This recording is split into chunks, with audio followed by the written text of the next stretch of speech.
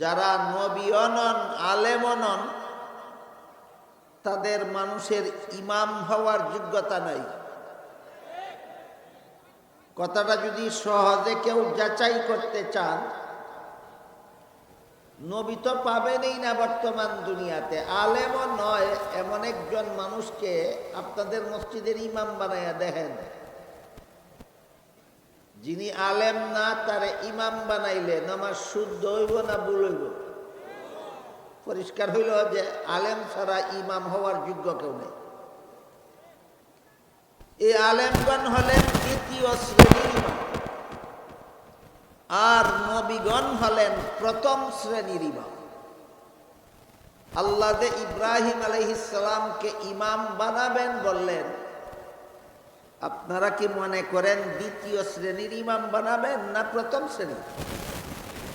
অর্থাৎ আপনাকে আমি নবী বানাবো।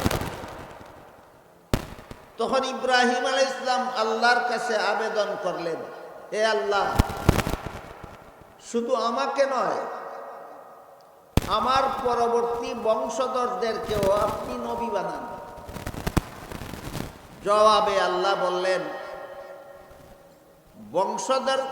আপনার বংশধরের সবাইকে নবী বানাবো না,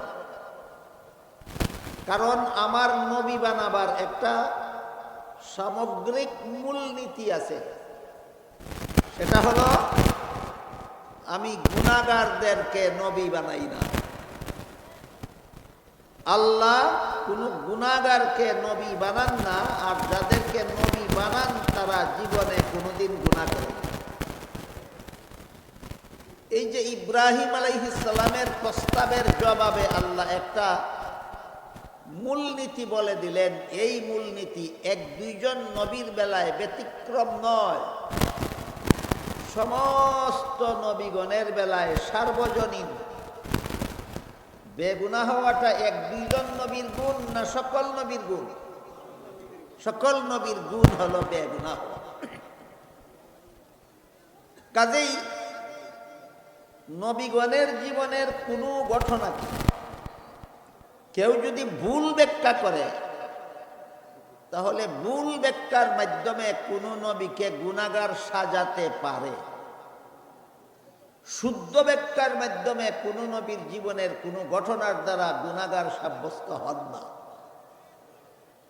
আমার কথা বুঝে থাকতে বলুন, কোনো নবীর জীবনের কোনো ঘটনাকে শুদ্ধ ব্যাখ্যা করলে গুনাহগার সাব্যস্ত হন না ভুল ব্যাখ্যা করলে?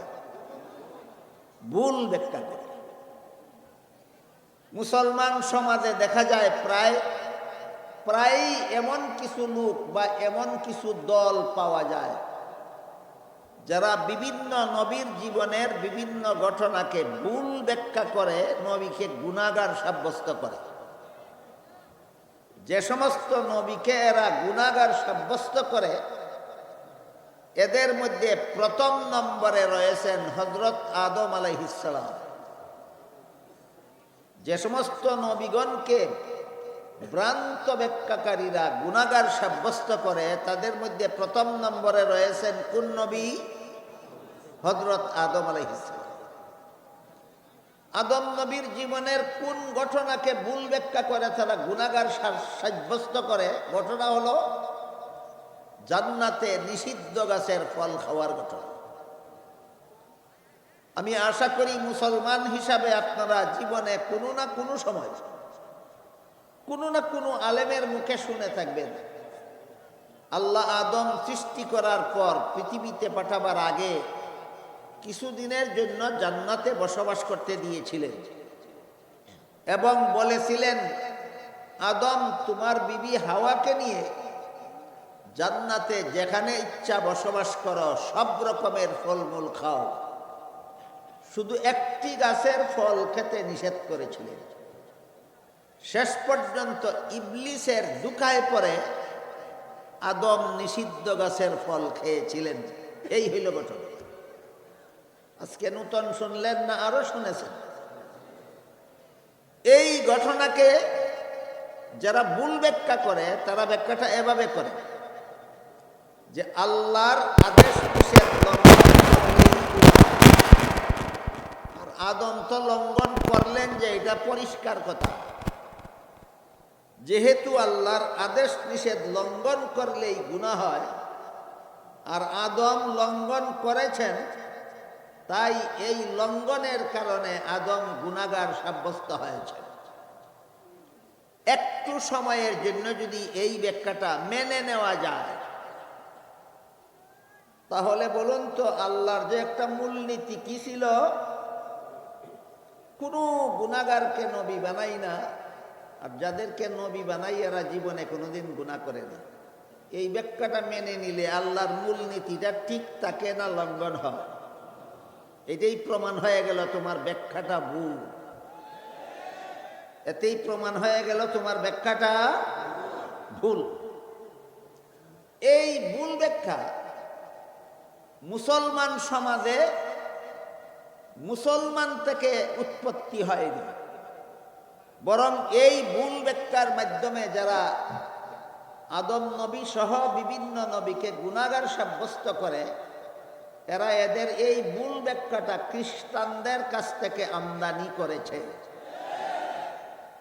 নবীগণকে গুনাহগার সাব্যস্ত করার মতো অপব্যাখ্যা মুসলমান সমাজ থেকে উদ্ভূত নয়।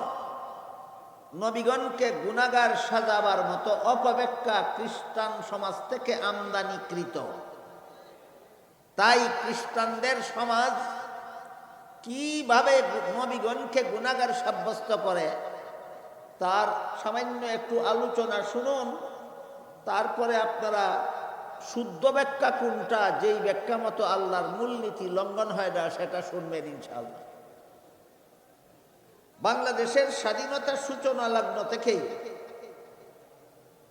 একদল খ্রিস্টানেরা এই বাংলাদেশে খ্রিস্ট ধর্ম প্রচারের কাজে নিয়োজিত রয়েছে।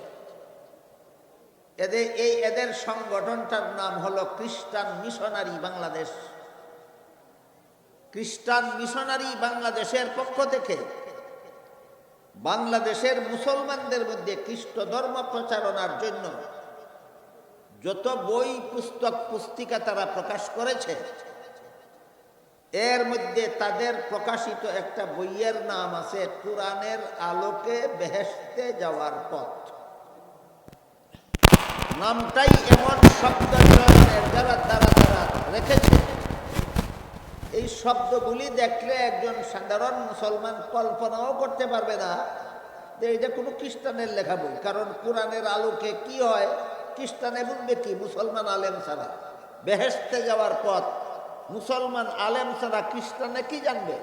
এই জন্য এমন শব্দের দ্বারা তারা বইয়ের নাম লিখেছে, নামটা দেখলে যেন কোনো সাধারণ মুসলমান কল্পনাও করতে না পারে যে এটা খ্রিস্টানদের লেখা বই। আসলে এটা খ্রিস্টানদের লেখা বই।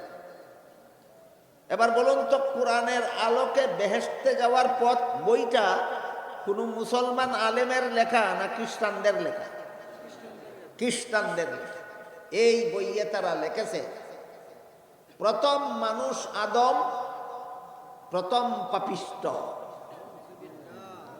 আপনারা বলুন, আদম শুধু প্রথম মানুষ না প্রথম নবীও? প্রথম নবী আদম, প্রথম মানুষ আদম, প্রথম পাপিষ্ট। কি ছিল আদমের পাপ? তারা লিখেছে আদমের পাপ ছিল জান্নাতে নিষিদ্ধ গাছের ফল খাওয়া। জান্নাতে নিষিদ্ধ গাছের ফল খেয়ে প্রথম নবী আদম প্রথম পাপিষ্ট হয়েছেন। তারপরে এই পাপিষ্ট আদমের বংশে যত নবী জন্মগ্রহণ করেছে সমস্ত নবী জন্মগত পাপিষ্ট। অন্যান্য নবীর কি পাপ? পাপিষ্ট আদমের বংশে জন্ম হওয়াটাই অন্য নবীর পাপ। পাপিষ্ট আদমের বংশে জন্ম হওয়াটাই অন্য নবীর পাপ। আমরা লিখেছি না খ্রিস্টানেরা লিখেছে? খ্রিস্টানেরা লিখেছে। প্রথম নম্বর কথা লিখেছে প্রথম নবী আদম প্রথম পাপিষ্ট। 2 নম্বর কথা লিখেছে পাপিষ্ট আদমের বংশে জন্মগ্রহণকারী সমস্ত নবী জন্মগত পাপিষ্ট। অন্যান্য নবীর পাপ ছিল পাপিষ্ট আদমের বংশে জন্ম হওয়াটাই তাদের পাপ। 3 নম্বর কথা লিখেছে কাজেই আল্লাহ একজন নবীকে নিষ্পাপ বানাবার জন্য, একজন নবীকে বেগুনাহ নবী বানাবার জন্য তাকে আর আদমের বংশে জন্ম না দিয়া আল্লাহ নিজের ঔরসে জন্ম দিলেন।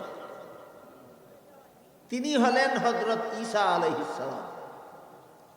ঈসা আলাইহিস সালাম নিষ্পাপ নবী, বেগুনাহ নবী। কিভাবে বেগুনাহ হলেন? পাপিষ্ঠ আদমের বংশে জন্ম না হয়ে আল্লাহর ঘরে জন্ম হওয়ার কারণে তিনি বেগুনাহ নবী। আর বাকি সমস্ত নবীগণ পাপিষ্ঠ আদমের বংশে জন্ম হওয়ার কারণে তারা জন্মগত পাপিষ্ঠ। আর আদম নিষিদ্ধ গাছের ফল খাওয়ার কারণে জান্নাতে আদম পাপিষ্ঠ। খ্রিস্টানদের লিখিত বইয়ের মর্মটা বুঝে থাকলে এবার বলুন, কোন নবীর জীবনের কোন ঘটনাকে অপব্যাখ্যার মাধ্যমে সেই নবীকে গুনাহগার সাব্যস্ত করার মতবাদ ইসলামী মতবাদ না খ্রিস্টানি মতবাদ? এটা ইসলামী মতবাদ নয়, এটা হলো খ্রিস্টানি মতবাদ। আমাদের বর্তমান সমাজে মুসলমানদের মধ্যে বিভিন্ন নবীর জীবনের ঘটনাকে অপব্যাখ্যার মাধ্যমে গুনাহগার সাব্যস্ত করার মতো খ্রিস্টানি মতবাদ দীর্ঘদিন যাবৎ চলে এসেছিল। ইদানিং কালে বিগত 15-20 বৎসর যাবৎ আরেকজন নূতন এইরকম খ্রিস্টানি মতবাদ মুসলমান সমাজে চালু করার জন্য আবির্ভূত হয়েছে। তিনি হলেন স্বঘোষিত আমির সাদ সাহেব। নির্বাচিত আমির না স্বঘোষিত? নিজেকে নিজে আমির বলে ঘোষণা করাটাই ইসলামে হারাম। নিজেকে নিজে আমির ঘোষণা করাটাই ইসলামে হারাম। হারাম পদ্ধতিতে সে নিজেকে নিজে আমির বলে ঘোষণা দিয়ে যারা তাকে অন্ধভাবে মেনে নিয়েছে তাদেরকে সাদপন্থীও বলা হয়, এতাআতীয় বলা হয়, সাদিয়ানীও বলা হয়। কেউ কয় সাদপন্থী, কেউ কয় এতাআতী, কেউ কয় সাদিয়ানী। গোলাম আহমদ কাদিয়ানীরা যারা নবী মানে তারারে কয় কাদিয়ানী, আর সাদ রে যারা আমির মানে তারারে কয় সাদিয়ানী। এই সাদ সাহেব আলাইহিস সালাম শাস্তিযোগ্য অপরাধ করেছিলেন আল্লাহর দরবারে। হযরত ইউসুফ আলাইহিস সালাম আল্লাহর দরবারে শাস্তিযোগ্য অপরাধ করেছিলেন। হযরত মুসা আলাইহিস সালাম আল্লাহর দরবারে শাস্তিযোগ্য অপরাধ করেছিলেন। এমনকি মুহাম্মদুর রাসূলুল্লাহ সাল্লাল্লাহু আলাইহি ওয়াসাল্লামও আল্লাহর দরবারে শাস্তিযোগ্য অপরাধ করেছিলেন। বাংলা ভাষায় যেই অপরাধকে শাস্তিযোগ্য অপরাধ বলা হয়, ফার্সি ভাষায় এইটাকেই গুনাহ বলা হয়, আরবি ভাষায় এইটাকেই জুরুম বলা হয়। আরবিতে বলে জুরুম, ফার্সিতে বলে গুনাহ, বাংলায় বলে শাস্তিযোগ্য অপরাধ। সারমর্ম হল সাদ সাহেব, স্বঘোষিত আমির সাদ সাহেব বিভিন্ন নবীর নাম ধরে ধরে বিভিন্ন বক্তৃতায় এদেরকে পাপিষ্ঠ বা গুনাহগার বলে ঘোষণা করেছে। এর দ্বারা পরিষ্কার হয়ে গেল বর্তমান দুনিয়ার তবলিগি ভাইদের কাছে সাদ সাহেব খ্রিস্টানি মতবাদ চালু করার এজেন্ডা নিয়ে কাজ করে যাচ্ছেন। যারাই তাদের এই খ্রিস্টানি মতবাদ মেনে নেবে না তাদের উপর তারা হামলা করতেও দ্বিধাবোধ করে না, জখম করতেও দ্বিধাবোধ করে না, খুন করতেও দ্বিধাবোধ করে না। আমি আপনাদের কাছে জিজ্ঞাসা করতে চাই, নবীকে গুনাহগার না মানলে আপনাকে যদি খুন করে ফেলে তাহলে প্রাণ বাঁচাবার জন্য নবীকে গুনাহগার মেনে নেবেন না নবীকে বেগুনাহ মানার জন্য প্রাণ দিয়ে শহীদ হতে রাজি থাকবেন? এই পর্যন্ত তারা 5 জনকে শহীদ করেছে। টঙ্গীর ময়দানে 6 বছর আগে একজনকে শহীদ করেছে, গত পরশু 4 জনকে শহীদ করেছে। কাজেই এই বিশাল মহাসম্মেলনের মাধ্যমে বাংলাদেশের 17 কোটি মুসলমানের পক্ষ থেকে আমি বর্তমান অন্তর্বর্তীকালীন সরকারের কাছে আপনাদের সকলের পক্ষ থেকে আবেদন জানাচ্ছি, খ্রিস্টানের দালাল, খুনি, সন্ত্রাসী এই 7 গোষ্ঠীকে বাংলার মাটিতে নিষিদ্ধ ঘোষণা করা হোক।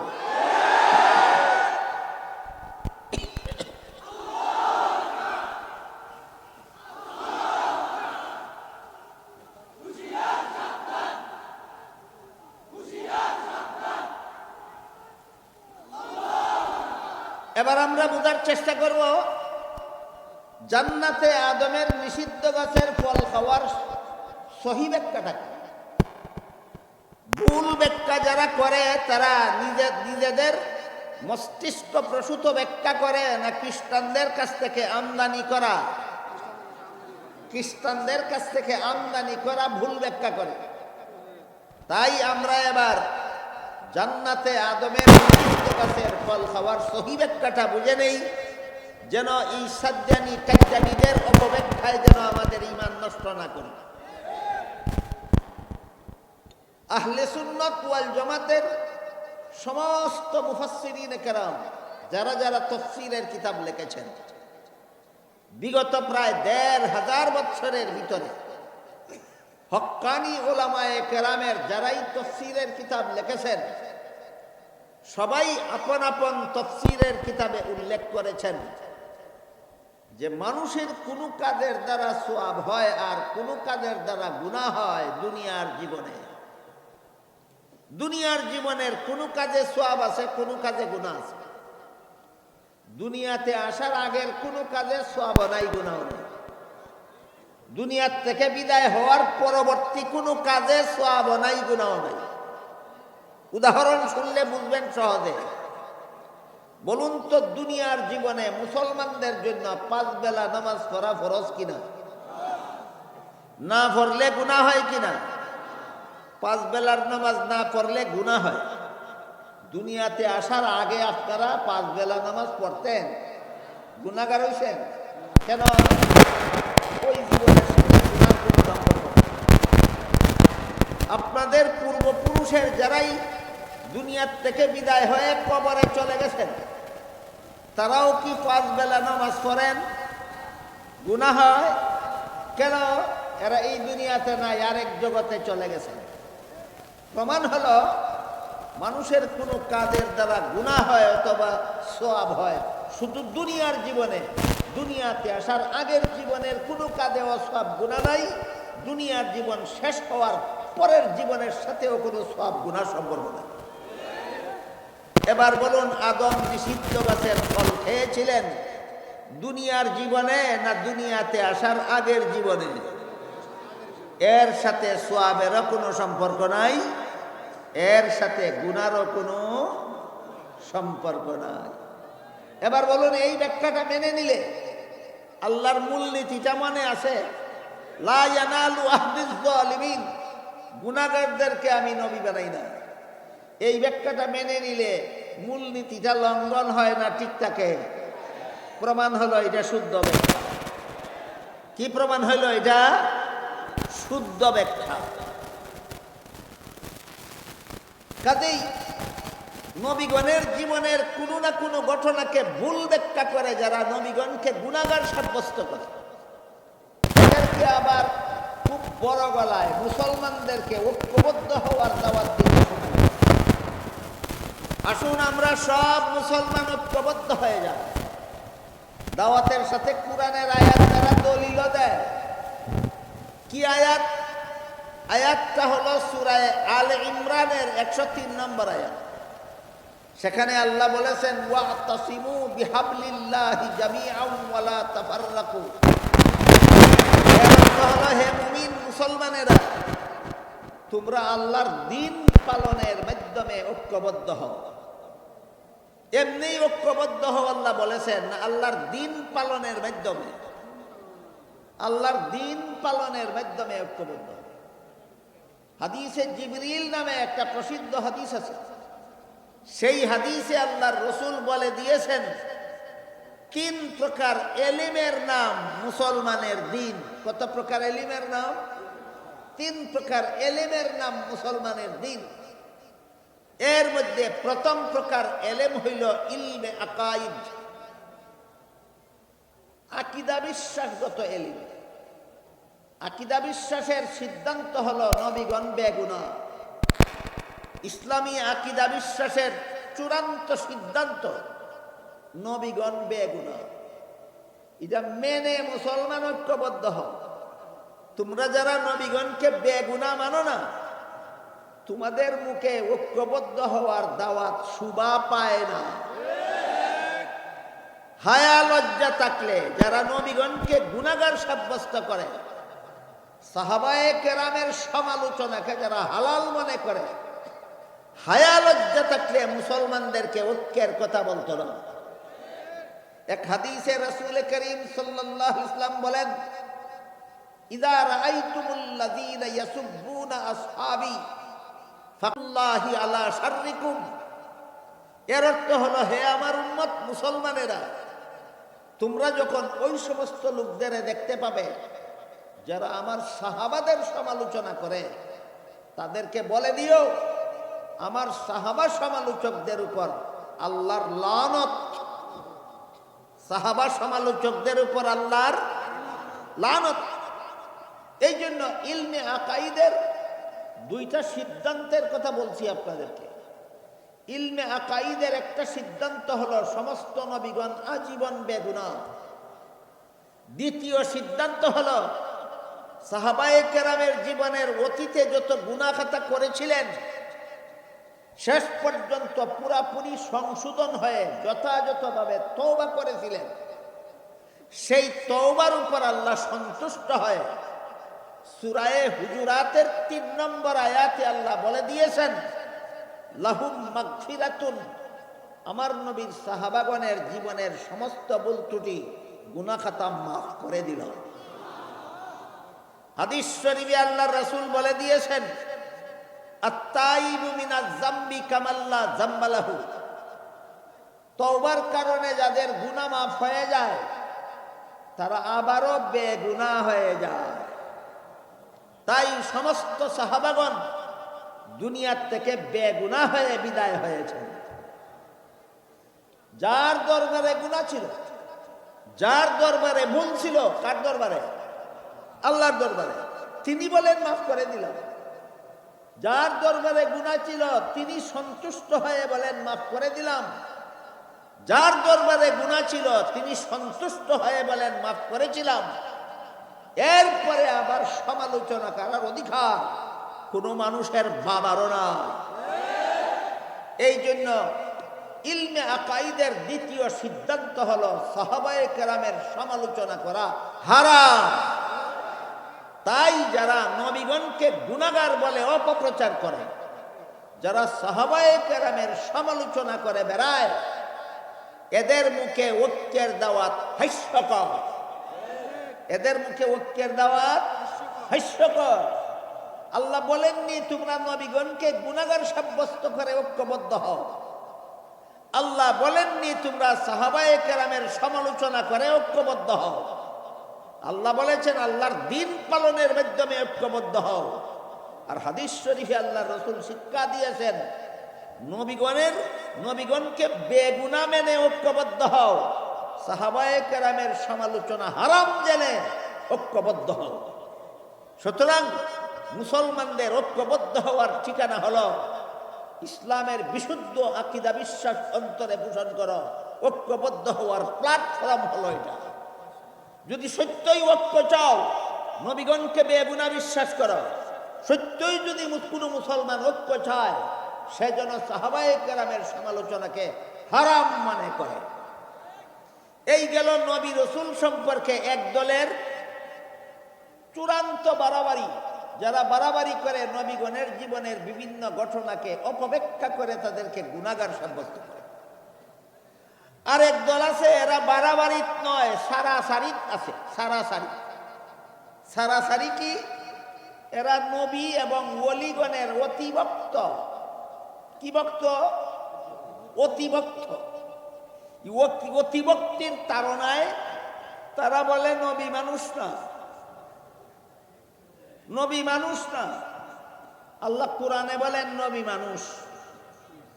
এক আয়াতে আল্লাহ বলেন কুল সুবহানা রাব্বি হাল কুনতু ইল্লা বাশারার রাসূলা, অর্থাৎ হে রাসূল করিম সাল্লাল্লাহু আলাইহি ওয়াসাল্লাম, আপনি বলে দিন আমি আল্লাহর শরীকদার নই, আল্লাহ শিরিক থেকে পবিত্র, আমি মানুষ, রাসূল ছাড়া আর কিছু নই, আমি মানুষ ও রাসূল, মানুষ ও রাসূল। আল্লাহ কোরআনে আমাদের নবীকে নির্দেশ দিয়া বলেন আপনি ঘোষণা করুন আমি মানুষ ও রাসূল। তা আল্লাহ বলতেছেন নবী মানুষ ও রাসূল। আবু জাহাল তার দলবলকে নিয়ে বলতো মানুষ কিন্তু রাসূল না। আর আমাদের সমাজে আরেক দল আছে তারা কয় রাসূল কিন্তু মানুষ না। আল্লাহ বলেন মানুষ ও রাসূল। রাসূলের যুগে যারা বলতো মুহাম্মদ রাসূল, মুহাম্মদ মানুষ কিন্তু রাসূল না, তাদের দলের নাম হলো আবু জাহালের দল। আর আমাদের যুগে যারা বলে রাসূল কিন্তু মানুষ না, এদের দলের নাম হইল আহমদ রেজা খানের দল। আহমদ রেজা খানের দলটা ইতিহাসে রেজবি নামে পরিচিত। রেজবির দলে কয় রাসূল কিন্তু মানুষ না, আবু জাহালের দলে কয় মানুষ কিন্তু রাসূল না, আল্লাহ কয় মানুষ ও রাসূল। কটা কথা? তিনটা। আবু জাহালের দলের কথা হইল মানুষ কিন্তু রাসূল না, রেজবির দলের কথা হইল রাসূল কিন্তু মানুষ না, আল্লাহর কথা হইল মানুষ ও রাসূল। কটা কথা হইল?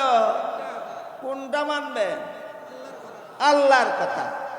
যদি আল্লাহর কথার অর্ধেকটা মানো, অর্ধেকটা মানো না, তোমার মতো এইরকম বাটপারের ব্যাপারে আল্লাহ কোরআনে বলেন আফাতুমিনুনা বিবাদিল কিতাব ওয়া তাকফুরুনা বিবাদ ফামা জাযাউ মান ইয়াফআলু যালিকা মিনকুম ইল্লা খিজয়ুন ফিল হায়াতিদ দুনিয়া ওয়া ইয়াউমাল কিয়ামাতি ইউরাদ্দুনা ইলা আশাদ্দিল আযাব ওয়া মাল্লাহু বিগাফিলিন আম্মা তা'মালুন। তোমরা কি আল্লাহর কিতাবের এক অংশ মানবা আর এক অংশ মানবা না? এমন বাটপারি যদি আল্লাহর কিতাব নিয়ে করো, তোমাদেরকে আল্লাহ দুইটা শাস্তি দেবেন, একটা দুনিয়ার জীবনের লাঞ্ছনা আর বঞ্চনা, আর একটা হলো পরকালের জাহান্নামের ভয়ঙ্কর শাস্তি। কাজেই আল্লাহ যেহেতু কোরআনে আমাদের নবীকে বলেছেন মানুষ ও রাসূল, তাই আমরা মানুষ মানব না রাসূল মানব? এইটা হইল ঈমান। আল্লাহ যা বলেছেন সবটুকু মানার নাম ঈমান। যে আল্লাহর কিতাবের এক অংশ মানে আর এক অংশ মানে না, সে পুরাপুরি বেঈমান। এইভাবে যারা রাসূলকে মানুষ না বলে, এরা রাসূলের প্রতি অতিভক্তি দেখাইয়া বলে আলিমুল গায়ব, রাসূল গায়ব জানেন। অথচ আল্লাহ পাক রব্বুল আলামিন পবিত্র কোরআনের সূরা নামালের 65 নম্বর আয়াতে বলেন কুল্লা ইয়ালামু মান ফিস সামাওয়াতি ওয়াল আরদিল গায়বা ইল্লাল্লাহ। হে রাসূল করিম সাল্লাল্লাহু আলাইহি ওয়াসাল্লাম, আপনি ঘোষণা করে দিন আসমান জমিনের কোনো বাসিন্দাই গায়েব জানে না একমাত্র আল্লাহ ছাড়া।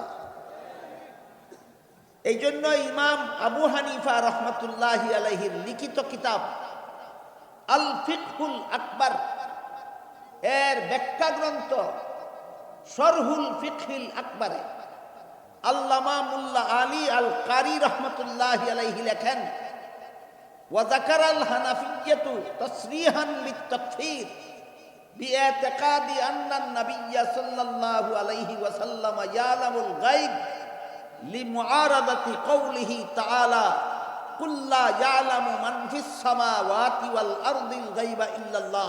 এর অর্থ হলো যেহেতু আল্লাহ সূরা নামালের 65 নম্বর আয়াতে পরিষ্কার ভাষায় বলে দিয়েছেন একমাত্র আল্লাহ ছাড়া আসমান জমিনের কোনো বাসিন্দাই গায়েব জানে না, কাজেই যারা বলে নবী গায়েব জানে তারা কোরআন মানে না।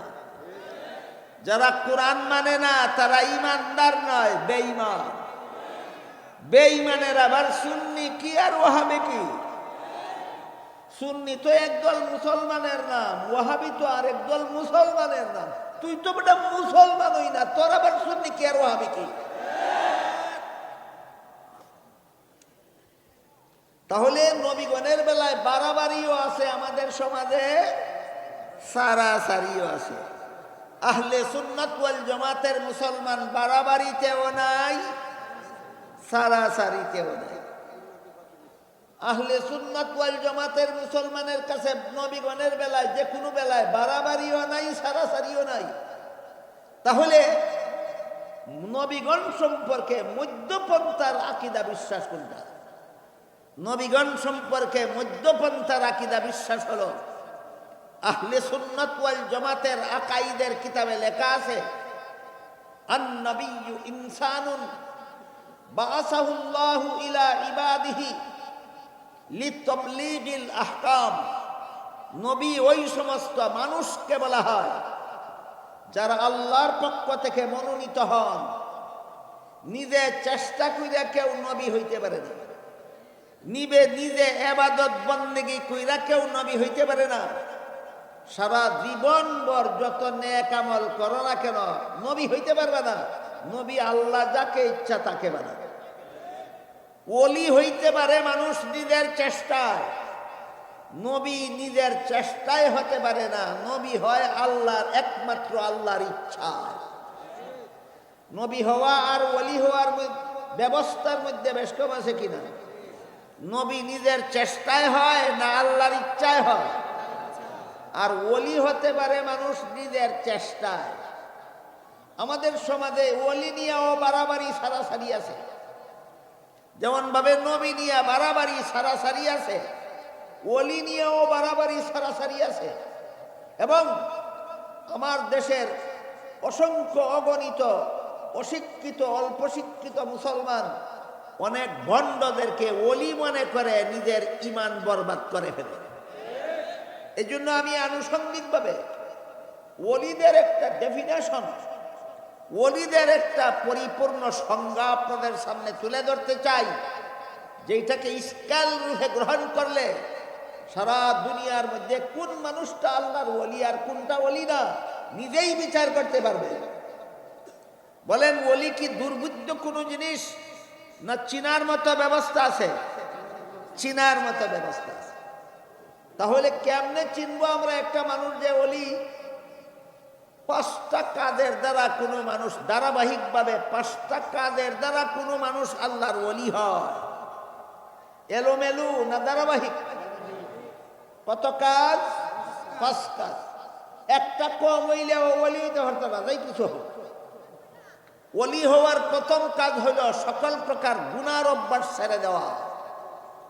এখনো পর্যন্ত একটা গুনার অভ্যাস যার আছে সে আর যাই কিছু হোক আল্লাহর ওলি হতে পারবে না। 2 নম্বর কাজ হলো সমস্ত ফরজ আমল ঠিক মতে করা। একটা ফরজ এখনো যার লঙ্ঘন হয় সে আর যাই কিছু হোক আল্লাহর ওলি হতে পারবে না। 3 নম্বর কাজ হইল সমস্ত ওয়াজিব আমল ঠিক মতে করা। একটা ওয়াজিবও যে লঙ্ঘন করে সে ওলি হতে পারবে না। 4 নম্বর কাজ হলো সমস্ত সুন্নতে মুআক্কাদা আমল করা। একটা সুন্নতে মুআক্কাদা লঙ্ঘন করার অভ্যাস যার আছে সে আর যাই কিছু হোক আল্লাহর ওলি হতে পারবে না। কটা রইল? এবার শুনেন, 4 কাজের দ্বারা ওলি হয় না 5 নম্বরটা বাকি? 5 নম্বরটা একটু পরে শুনি, আগে 4 কাজের ফলাফলটা বলি। গুনার অভ্যাস ছেড়ে দিলে জাহান্নাম থেকে বাঁচা যায়। বলুন, গুনাহ ছাড়ার ফলাফল কি? জাহান্নাম থেকে বাঁচা যায়। ফরজ ওয়াজিব আমল করলে জান্নাত পাওয়া যায়। বলুন, ফরজ ওয়াজিবের ফলাফল কি? সুন্নতে মুআক্কাদা আমল করলে নবীর শাফাআত পাওয়া যায়। বলেন, সুন্নতে মুআক্কাদা আমলের ফলাফল কি? কিন্তু এই 4 কাজের দ্বারা 3টা ফলাফল পাবেন, ওলি হতে পারবেন না। গুনাহ ছেড়ে দেওয়ার কারণে জাহান্নাম থেকে বাঁচবেন, ওলি হতে পারবেন না। ফরজ ওয়াজিব আমল করার দ্বারা জান্নাত পাবেন, ওলি হতে পারবেন না। সুন্নতে মুআক্কাদা আমলের দ্বারা নবীর শাফাআত পাবেন, ওলি হতে পারবেন না। কেন? জাহান্নাম থেকে বাঁচলাম গুনাহ ছাইরা দিয়া, জান্নাত পাইলাম ফরজ ওয়াজিব আমল কইরা, নবীর শাফাআত পাইলাম সুন্নতে মুআক্কাদা আমল কইরা। ওলি হইতে পারলাম না কেন? তার কারণ হইল এই চারটা কাজের প্রত্যেকটাই করছেন আপনার নিজের স্বার্থে। গুনাহ ছাইরা দিছেন জাহান্নাম থেকে বাঁচার স্বার্থে, না বিনা স্বার্থে? কি স্বার্থ? জাহান্নাম থেকে বাঁচার স্বার্থে গুনাহ ছেড়েছেন। ফরজ ওয়াজিব আমল করেছেন জান্নাত পাওয়ার স্বার্থে। সুন্নতে মুআক্কাদা আমল করেন নবীর শাফাআত পাওয়ার স্বার্থে। স্বার্থবাদী কাজ কইরা ওলি হওয়া যায় না। স্বার্থবাদী কাজ কইরা ওলি হওয়া যায় না। জাহান্নাম থেকে বাঁচার স্বার্থে গুনাহ ছাড়ছেন, স্বার্থ পাবেন, জাহান্নাম থেকে বাঁচবেন। জান্নাত পাওয়ার স্বার্থে ফরজ ওয়াজিব আমল করছেন, স্বার্থ উদ্ধার হবে, ওলি হতে পারবেন না। নবীর শাফাআত পাওয়ার স্বার্থে সুন্নতে মুআক্কাদা আমল করছেন, নবীর শাফাআত পাবেন, ওলি হতে পারবেন না। কেন? এগুলি স্বার্থের জন্য করেছেন। এরপরে 5 নম্বর কাজ হলো সুন্নতে মুআক্কাদা, নফল মুস্তাহাব আমলের দ্বারা আল্লাহর ওলি হওয়া যায়। সহিহ বুখারী শরীফের হাদিসে উল্লেখ আছে, রাসূল করিম সাল্লাল্লাহু আলাইহি ওয়াসাল্লাম বলেছেন, যেই বান্দা নফল বন্দেগীকে নিজের অভ্যাস বানায় আল্লাহ তাকে আল্লাহর ওলি বানায়। কারণ নফল বন্দেগী না করলেও জাহান্নাম থেকে বাঁচা যায়, নফল বন্দেগী না করলেও জান্নাত পাওয়া যায়, নফল বন্দেগী না করলেও নবীর শাফাআত পাওয়া যায়। তাহলে করে কেন? কোনো স্বার্থে করে না, শুধু মালিকরে খুশি করার জন্য করে। এবার বলেন, নফল বন্দেগী যারা করে জাহান্নাম থেকে বাঁচার স্বার্থে, জান্নাত পাওয়ার স্বার্থে, নবীর শাফাআত পাওয়ার স্বার্থে, না শুধু মালিককে খুশি করার জন্য? এই জন্য আল্লাহ রাসূল বলেন, তুমি নফল বন্দেগী তোমার স্বার্থে করো না, তোমার মালিককে খুশি করার জন্য করো। তাই মালিকে খুশি হইয়া তোমারে মালিকের বন্ধু বানায়। বাংলায় কয় বন্ধু, আর কুরআন হাদিসের ভাষায় কয় ওলি। আল্লাহর রাসূল বলেন, তখন এই আল্লাহর ওলি যেই বান্দাটা হইল, তার মুখটা আল্লাহর মুখ হয়ে যায়, তার হাত আল্লাহর হাত হয়ে যায়, তার পা আল্লাহর পা হয়ে যায়।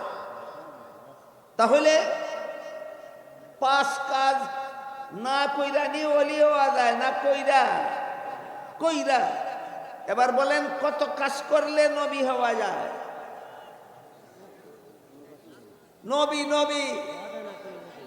কোন কাজ কইরা নবী হওয়া যায় না। নবী হওয়া যায় আর শুধু আল্লাহ চাইলে, আর ওলি হওয়া যায় 5টা কাম করলে। তাইলে নবী আমলের দ্বারা হয় না, নবী আল্লাহর ইচ্ছায় হয়। ওলি নিজের চেষ্টা এবং আমলের দ্বারা হয়। পার্থক্য বুঝতে পারলেন? নবী নিয়ে যেমন বাড়াবাড়ি সারাসারি আছে। এক দলে কয় নবী গুনাহগার, আরেক দলে কয় নবী আলিমুল গায়ব। যারা নবীরে গুনাহগার কয় এরা বাড়াবাড়িতে আছে, যারা কয় নবী আলিমুল গায়ব হাজির নাজির এরা সারাসারিতে আছে। দুনো দল ভ্রান্ত। যারা বলে নবী মানুষ না, এরা কুরআন বিরোধী আকীদা বিশ্বাস পোষণ করে। যারা বলে নবী গায়েব জানেন, এরা কুরআন বিরোধী আকীদা বিশ্বাস পোষণ করে। যারা বলে নবী হাজির নাজির কি?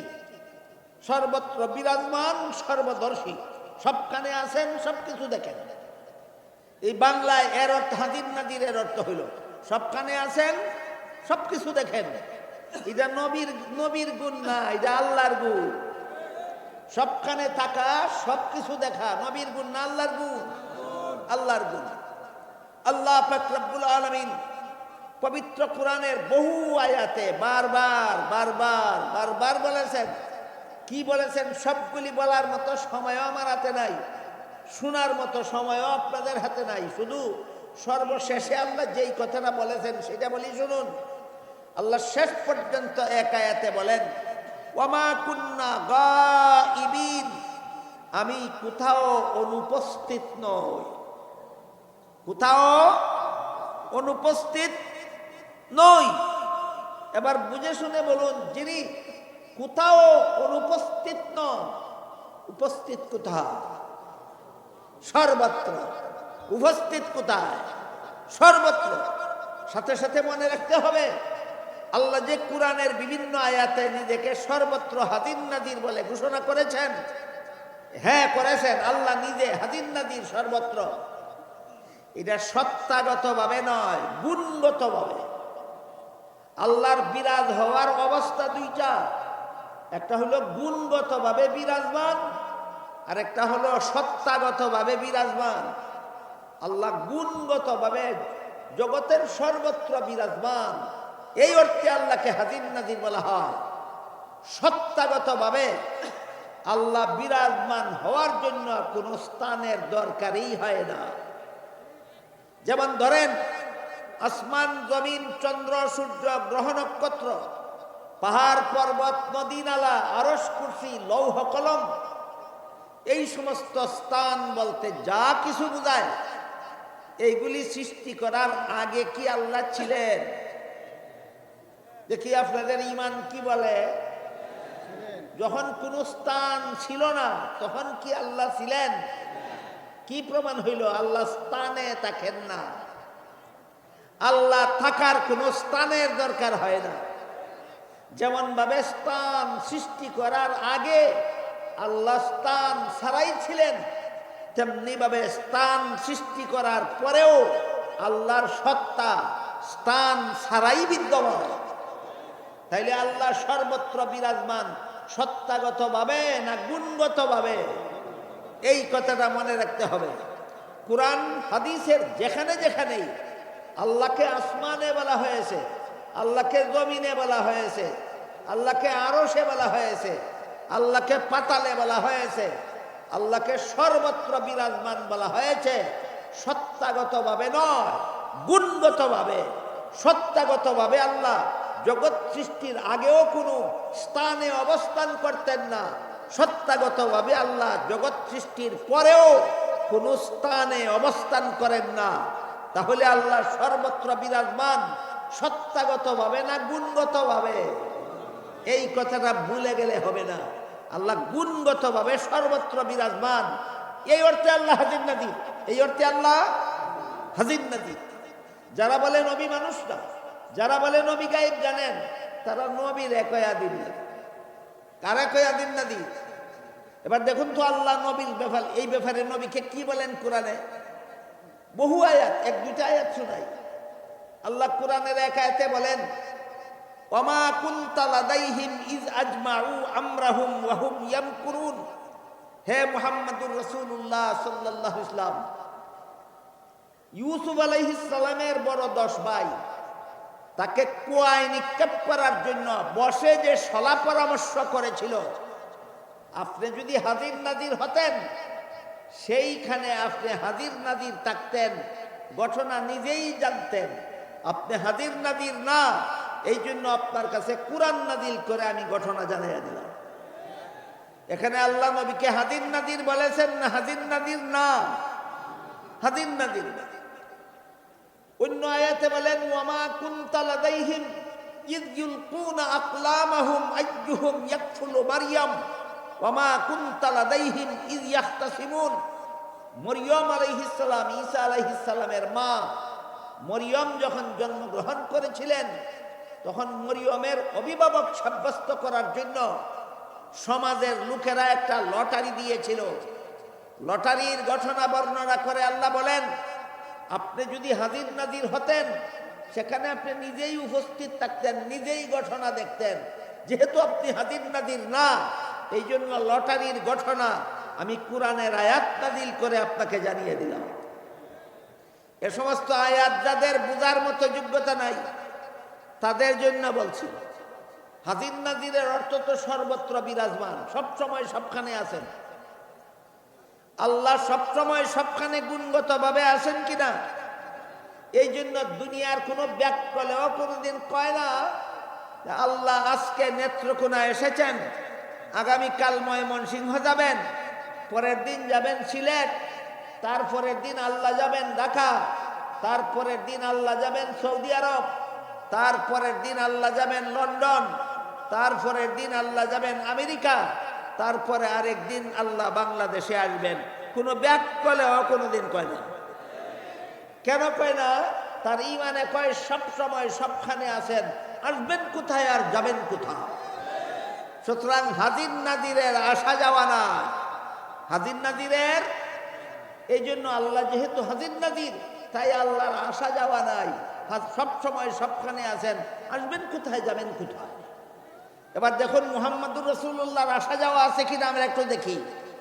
রুহের জগৎ থেকে বাবা আব্দুল্লাহর ঔরসে নবী এসেছিলেন কিনা, আব্দুল্লাহর ঔরস থেকে মা আমেনার গর্ভে গিয়েছিলেন কিনা, মা আমেনার গর্ভ থেকে ভূমিষ্ঠ হয়ে মক্কা নগরীতে এসেছিলেন কিনা, মক্কা শরীফ থেকে হিজরত করে মদিনা শরীফ গিয়েছিলেন কিনা, হিজরতের আগে মক্কা শরীফ থেকে বাইতুল মুকাদ্দাস মেরাজের রাত্রে গিয়েছিলেন কিনা, বাইতুল মুকাদ্দাস থেকে প্রথম আসমানে ছিলেন না গেলেন, দ্বিতীয় আসমানে ছিলেন না গেলেন, তৃতীয় আসমানে ছিলেন না গেলেন, চতুর্থ আসমানে ছিলেন না গেলেন, পঞ্চম আসমানে ছিলেন না গেলেন, ষষ্ঠ আসমানে ছিলেন না গেলেন, সপ্তম আসমানে ছিলেন না গেলেন, আরশ কুরসি লৌহ কলমে ছিলেন না গেলেন, জান্নাত জাহান্নাম পরিদর্শনে ছিলেন না গেলেন, গিয়ে রইলেন না, আবার ফিরে এলেন।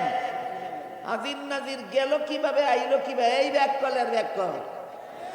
হাজির নাজির যায় কেমনে আর আইয়া কেমনে? এত বড় গন্ড মূর্খ, এত বড় ব্যাককল, একবার কয় হাজির নাজির আর একবার কয় গেলেন এলেন। এই হাজির নাজির গেলেন কেমনে, হাজির নাজির হইলে এলেন কেমনে?